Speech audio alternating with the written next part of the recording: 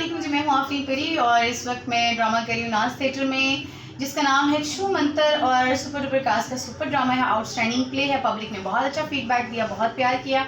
और ड्रामे के राइटर और डायरेक्टर हैं डॉक्टर अजमल मलिक और इसके जो प्रोड्यूसर हैं वो सैयद मोहम्मद यूसुफ। और जैसे कि वो हमेशा ही आपको बहुत खूबसूरत प्ले देते आए हैं, आपकी खिदमत में बहुत खूबसूरत एक्ट पेश करते आए हैं।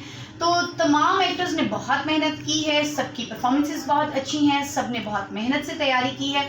और उसके साथ साथ बहुत अच्छा लगता है जब पब्लिक हमें बहुत अच्छा फीडबैक देती है, क्योंकि जब आप हमें अच्छा रिस्पांस देते हैं, इतनी मोहब्बत करते हैं, तो हमारा दिल करता है अच्छे से अच्छा काम करें, अच्छी से अच्छी परफॉर्मेंस आपके लिए लेकर आएँ और हम वो तमाम काम करें जो आप चाहते हैं, जिन चीज़ों को आप देखना चाहते हैं।